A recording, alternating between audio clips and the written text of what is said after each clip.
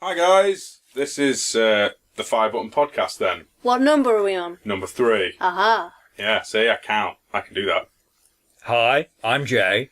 I'm H. Oh, Harry. I'm Harry. Yes, I'm Harry. I am medicated Merk on medication. And That's I'm true. Steve. Steve does not look happy. I'm always happy. So, we enter this podcast having two of us come from GameCity in Nottingham. Oh, yeah, fresh from Nottingham. That's where Robin Hood's from, right? We did that last I time. know. Apparently. Right, so GameCity is... Amazing. Once a year, basically in the city centre, at some place there's a celebration of video games. Games in general, really. It's really great. I mean, we've been there recording some footage of people showcasing the games and just general getting the lowdown on what's new. And it's such a great atmosphere. There is so many people of different ages and genders and whatever. It's great. Yeah, it's really diverse, especially the games are diverse as well. There's a lot of creative ideas. It's just absolutely brilliant stuff. We should be covering some more of that, so stay tuned because we got some good stuff. And you're going to be, this week, what days are you going to be down? I think there's some talk about maybe going tomorrow, Wednesday. Yeah, looks to be on Monday, the card. Wednesday. And me and Jay are going to be there Friday, and we might be able to make it on the next Saturday as well. Right. So that's the plan. Yeah, we're going to see what we can do. Alright, and I suppose, is it only fair to pay lip service to the fact that Jay's going to be there selling his game on... Oh, gee, Friday. this is only going to be the third podcast. We've mentioned it in some form. I know! Yeah, my game Near Earth Objects, which is out now at jxt.itch.io. It's awesome. Yeah. But yeah, Blatant plug warning. Blatant plug, we might disclosure, actually I made show that game. you. We might actually show you that when we're there on Friday at GameCity. Aha. Yeah, as was it was said, look for the idiots in the yellow shirts. Oh, the yellow shirts were amazing. Sorry. Me and Jay are still in our yellow shirts from today, and yeah, they got a lot of attention. We got a lot of interest in FireButton, so That's cool. Yeah, it's cool. Yeah, I think we're done on this. yeah, I think we got it covered. Right then, so what have we been playing this week? That's the usual segment, isn't it? Yes. Now I can do a little jingle if you want. Da-da-da-da-da, what have we been playing? Yeah. The fuck are you two on? Seriously, you guys, you need to cut that and save it and put it in every podcast. Okay, I'll What have you been I'll playing? start with the boring one because last time it was Street Fighter Alpha 2. This time it's Ultra Street Fighter 4. I've just basically swapped one Street Fighter for another. And what I gotta say about it, it's the new one. It's not really changed much, but the small It's got changes. faces though. Yeah. Street Fighter 4 is the one with all the facial expressions, which is always great. All the small changes they've made to Ultra, they're small but significant. It's very nicely balanced. It I flows remember nicely. hearing something about someone's either edited in a means of parrying now, a la Street Fighter 3, or there's a No, something. there's no parries as such, but you can use. There's a new red focus attack Right. that you use the whichever button you've got mapped to the 3-punch, 3-kick. You use those at once, and you actually take up 2 levels of your super bar, and you soak up like up to 3 hits. Oh, that's dirty. I mean, the original one was one hit, wasn't Yeah, it? the original one was 1 hit, and if you get hit a second time, it just basically slaps you out of it, and you get the damage for both hits. This one, it will take up to 3 hits, which means you can actually focus through a lot more things. But it does cost those sort of 2 segments on your bar. Good stuff. No. What have you been playing, Harry? I've been digging out the Minecraft again because I finally got the update that everyone else has had for like a year. So, because I just had like the vanilla out-the-box Minecraft because we don't have an internet at home. We don't have an internet, let alone many internets. So, it's been nice actually enjoying the updated Minecraft and exploring a new world. It's been pretty fun. So, I've still been playing Dynasty Warriors as well, but now Minecraft is a new in thing right now. Okay. I think me and Mike have been bouncing back and forth in a similar degree because we've both been playing The Evil Within and Borderlands the pre-sequel. We have both been doing that, but at this point I kind of need to knacker the whole diversity thing up because I got Street Fighter Alpha 2 on Wii U Virtual Console. Hey. Oh, it's all the Street Fighters. This just means I have an opponent. I've been playing the broken version though. It's like the straight up port from the SNES, so all of the bugs in that have carried over to this, and Jay says he's got an opponent. What he basically means is it's the equivalent of, I've looked at the game, and that's it. Well, It works. punching bags usually are expensive, so yeah, I'm sorted. Here you go, FireButton, saving you money. Okay. Steve, say a thing. Things. Lots of things. I'm the king of things. Now, I've been playing mostly this week, as I said, The Evil Within and Borderlands pre-sequel. If I'm honest, it's safe to say I've sunk more time into the pre-sequel, and I like it. It's mostly Borderlands 2, with a few things stripped out and other things stripped in. Kind of means I could probably still play both, and the characters are definitely rounded enough to be fucking interesting. I mean, seeing Claptrap on the fray with his basically a slot machine of misery for his action skill. Yeah, the basic gist is, if you don't know what Borderlands is, it's a shooting game, many different variations on guns, and many very wild enemies. It's just basically more of the same, but with pretty colours. Even more pretty colours? And a good soundtrack. And a good soundtrack. Which And it's on the move. Which And it's on the segues move. nicely to soundtracks. We want to talk a little bit about game music. Yeah, topics came up. I don't know about you guys, but I've spent most of my life listening to just game soundtracks. For the most part of my life, I've listened to game soundtracks more than music in general, which I've now caught up with. And that's kind of unusual in the fact that until recently you've not been that much of a gamer, have you? Well, not really. Well, I've always been a gamer. I kind of slowed down a bit because university and then, finding my way out in the real world. It's nice to get back into games because I used to play so many games. And it's sort of finding my feet again with that. But See, I'm like Harry, but I never left into the real world. No, not modern music. It's kind of... even when I did slack off playing games, I was still listening to game soundtracks. I've got my favourites. So, what about you guys? I know Steve is pretty much a soundtrack guy. Oh yeah, easily. It's most of the music I listen to day to day, doing the humdrum things of just potting around the house or going to work. It's always game music with me. Kind of fell in love with a lot of old 90s stuff lately. I mean, I've got the Teenage Mutant Ninja Turtles, Turtles in Time soundtrack as my get up and go music. So that's a 16-bit console era stuff. Yeah. Oh, chiptunes. Yeah, I've always loved that kind of stuff. I mean, we're practically all going to say, oh yeah, I listen to a lot of game music. But the thing is, I studied music at GCSE level and then did a national diploma in music, which sadly I didn't complete. But I sort of appreciate music on a musician kind of level. And the thing about game music that I've always really respected is it's quite visual. The music is sort of designed to evoke imagery and sort of complement level themes and things. Evoke imagery? Yeah, like a certain sound to I try and thought it denote was- ice. And... Well, yeah. I thought it was like a whistle while you work thing, keep the game going, Game soundtracks, they are generally designed to help you concentrate and not sort of overcrowd the sound, to sort of keep your mind on the task at hand. Are you sure? But- I mean, with Dynasty Wars and it's crashing down and down and down and down. Yeah. perfect for all the slashing, and But- more More slashing. But in general, there's a lot going on. There's sort of mood and stuff to take into account. The pacing of the game as well. But also sort of motifs. Like you'll get very similar motifs in a lot of like fire level musics or ice level musics will always have very similar sounds. And I always like the fact that if you hadn't played a game before but you heard the music from it, often you can just close your eyes and imagine what it looks like because the music is sort of designed to go hand in hand with the imagery there. And I always like that. That's a thing that a lot of pop music doesn't really offer, but game music does. Well, there's always been infinitely more variety, I think.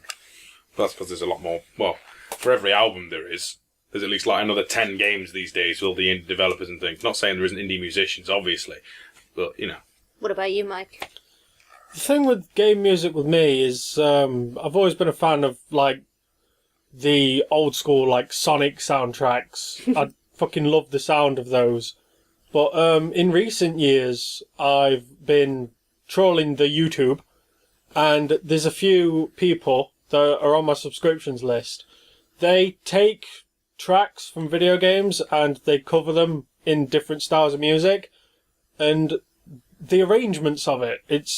I really like when game music has sort of been taken and adapted. So it's like You mean like OC Remix? Little bit of a plug there. OC Yeah. Remix has a great community of people who just love video game music and make their own spin on it. Yeah, one of the YouTubers I'm subscribed to, Family Jewels 7X, he plays a lot of sort of rock covers of video games, but he also does a lot of medleys, and the way he does them, the way he links the songs together, and his own interpretation of the sound, I'm a massive fan of that, to the point where, one of my old hobbies, I used to play a few instruments, and it's now at the point where I'm picking up my instruments again, specifically to learn these arrangements of songs that were from video games. And the fact that one hobby has encouraged another one for me, that's something I'm really into at the minute. That's something I've done before. I mean, when I started learning bass guitar, one of the greatest things I did to actually increase my skill was to get tablature of the Toe Jam and Earl soundtrack, which, it's funk music. And the thing about funk is... it's funky. Bass parts on funk, you are not going to get more enjoyable parts to play than funk. And also, they tend to be all over the fretboard. It's not just sort of root notes or chord stuff. It literally is, funk is one of the only genres that has much in the way of bass solos as well. I mean, it's just great for that. I think game music in general can be a gateway to lots of different things. I mean, a lot of the things that I do enjoy playing, quite a lot of them, I actually heard the music first before I even knew about the game. So it was actually kind of interesting coming to the game and being familiar to the music. I mean, and then you're talking about it as well, sort of getting into the instrument and learning your instruments to play the game music. So it's kind of cool like that.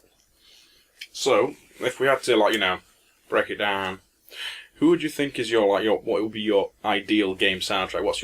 When you think of a game soundtrack, what's your first one to creep into your head? It depends on what mood I'm in, what kind of game I want. Yeah, I could probably talk about some of my favourite game composers though. Yeah.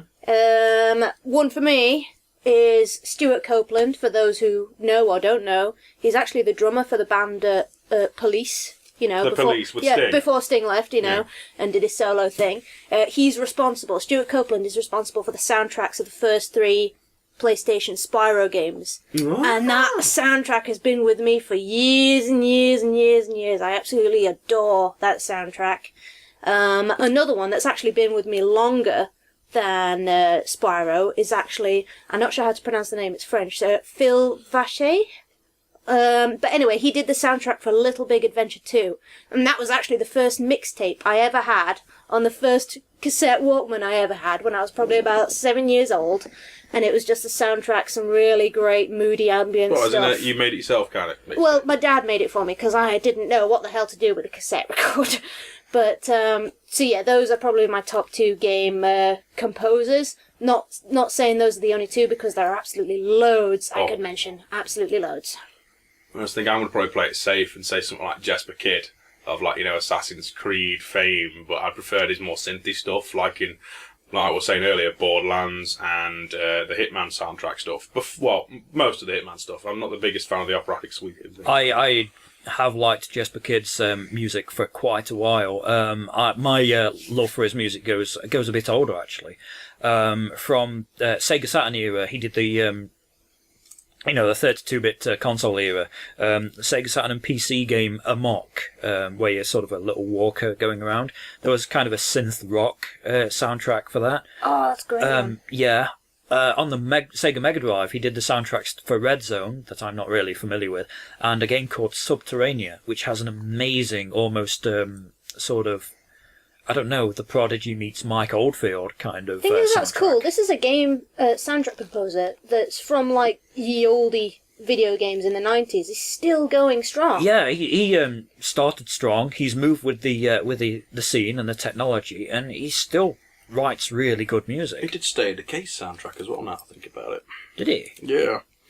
I'm trying to think what else he's done lately. I think it's mostly Borderlands, but obviously in Assassin's Creed. I mean, Jesper Kid, because it's a great thing. I gotta admit, I seem to favour Japanese composers, personally. I mean, I could list my top 3, which 2 of them, hang on. No, they're not Sonic related, only one of them is. There's Naofumi Hataya. Bless you. You're very welcome there.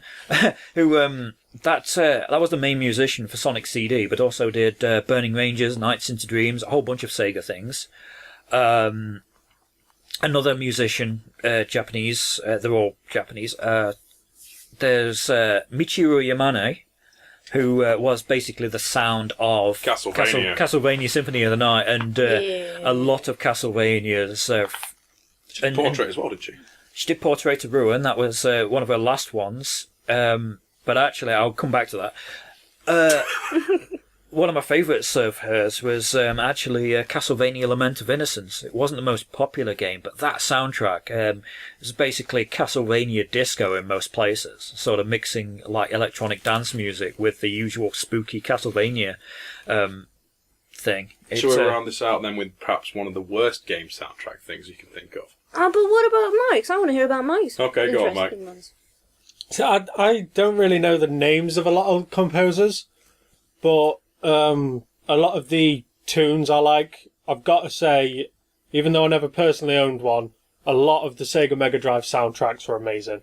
Yes. You mentioned the original Sonic the Hedgehog. That was Masato Nakamura, who was actually a Japanese pop star. Some of the Sonic 2 soundtrack was based on actual Japanese pop songs.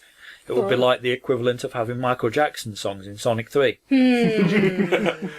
But yeah, like the old Sonic games, and Streets of Rage is another one that I really like the tunes too. Streets of Rage, yeah. I said I was going to get back to Portrait of Ruin.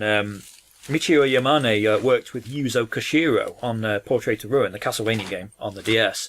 My other favourite of my top three is Yuzo Koshiro. He's the Streets of Rage guy, did Revenge of Shinobi as well. He took the Mega Drive sound chip, used it, instead of trying to emulate pianos and guitars and things, used it as a synthesizer to brilliant results. The Streets of Rage soundtracks, as you mentioned, are like some of the best the Mega Drive has. Yeah, they are amazing. But in terms of not being able to name composers, one soundtrack artist that I like, Crush 40.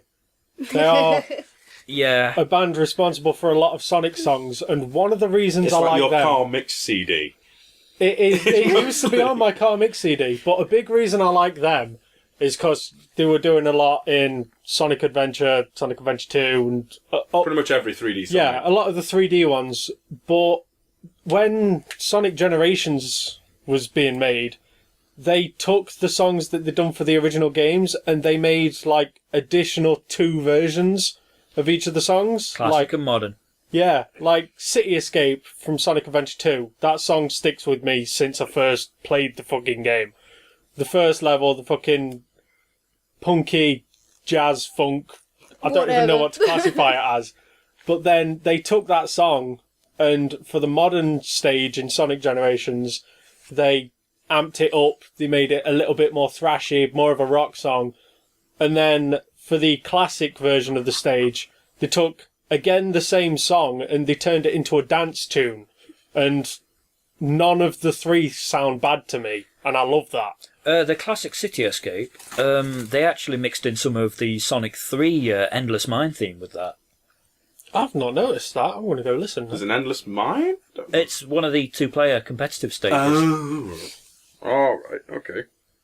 You were saying about worse. You see, now there's one very notorious one. Yeah, there's one thing, but personally for me, I can't recall a game soundtrack that I didn't like. There have been soundtracks that didn't stand out, but I don't think there are any particularly bad ones. But however, I've not played Resident Evil. You see, this is where we move on to the PS1 version, the PS1 DualShock version of Resident Evil Director's Cut. Seriously, YouTube that shit. You will have psychological trauma for days. I mean, for the wrong reasons. Yeah. There's one particular one that stands out for me and Mike. It's called Narrow and Close, or Mansion Basement. Basically, we've come up with our own story for the tune. Do you remember what it is, Mike? Yeah, we actually, we've not yet made this, but me and Steve planned out a whole animation for it. The song fits this scenario perfectly well, and the scenario is Wesker escapes the mansion, everybody's dead, he's done his job, and he gets in his car to drive away, and someone's let his tyres down. And Wesker is sat at the wheel, removes his sunglasses, and a single tear runs down his face. You realise you're going to have to provide a link in this description so people can, listen to it whilst imagining that scenario. We are going to link the tune in the description. Are you sure we should? Yes! Dangerous. Yeah. Okay. We're going to link it in the description. You listen to it, you imagine exactly what we've just said, and it will fit so well. Well, since we're... Jay is not doing it justice. It sounds worse than that. Right, since we're already talking about Resident Evil, I suppose that's a nice segue into spooky games then. We were requested to do top 5s or top 3s, or top 10s. So what we're going to do is our top 3 spooky games for Halloween. Yeah, we were sort of requested horror games, but not all of us play, i.e. me, I don't really play horror games. So we're going spooky, really. sort of Halloween, kind of spooky. Which can include horror and, your cartoon horror. Yeah. So... Horror themed, but not outright scary, is a safe Shall we way start to... with the wild card then? And by that I mean Harry. Alright, top 3 spooky games, because the only scary games I've really played is recently Five Nights at Freddy. I am actually in love with that game because it's so not non-graphic. There's no blood or violence, and yet There's popped out eyeballs and teeth. Yeah, but there's no blood. It's just eyeballs and teeth. There is no gore, and it's all the power of suggestion of what might happen. It's all Paranoia. It's paranoia. It's the what's the word? The atmosphere that makes it really damn scary.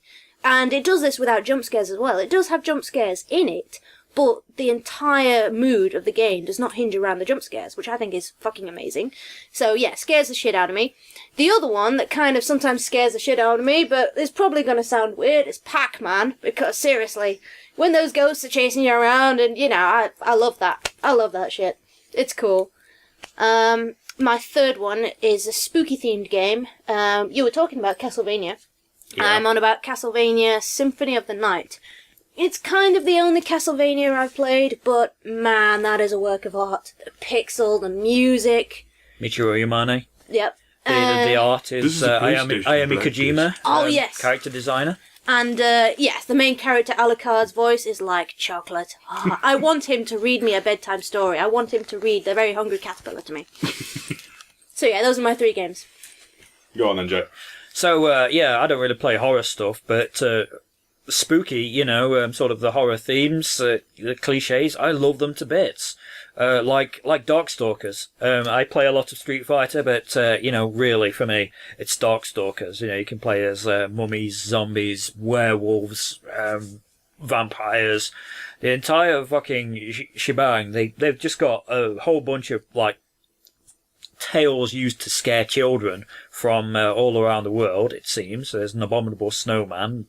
There's all kinds of things, and just made a fighting game out of it. It's real cartoony. Isn't there a little not a little Bo Peep, a little Red Riding Hood? Yes, rocket launchers. BB Hood, baby Bonnie Hood, who's stowed all kinds of armaments in her underwear. I'm sure that's based on the Roald Dahl sort of variation of Little Red Riding Hood. And I quote, "She whipped a pistol from her knickers and shot the wolf." Probably. Check that out, yeah. Roald Dahl's Little Red Riding Hood. But anyway, carry on. Yeah, I also love the Ghosts and Goblins / Ghouls and Ghosts series. They are sadistically hard. Any horror from that comes from throwing the controller at your loved ones.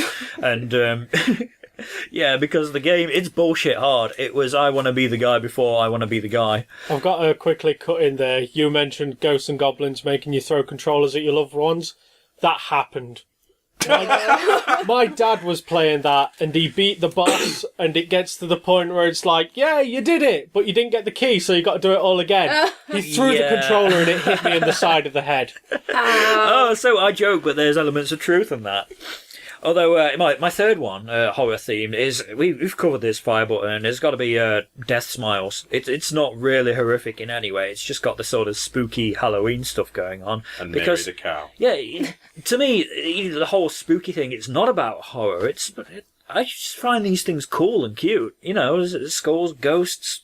I think the idea of, some of the sort of cartoon spooky, it's the idea of making something light-hearted out of what otherwise would be horrific.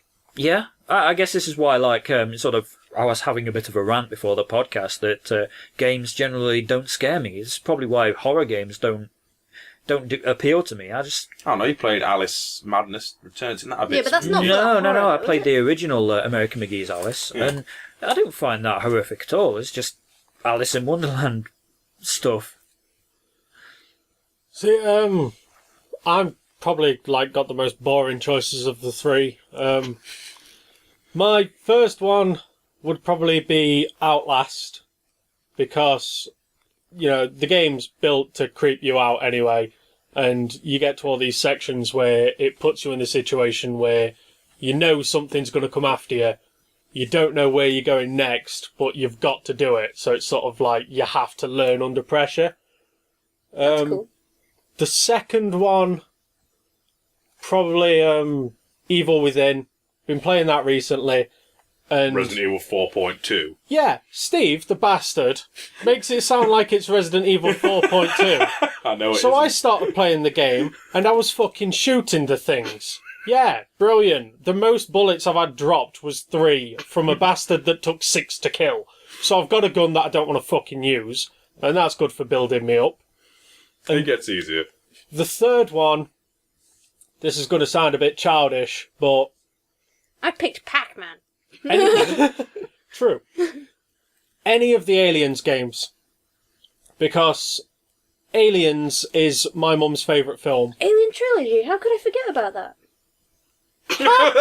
You picked your 3. Sorry. You made your choice.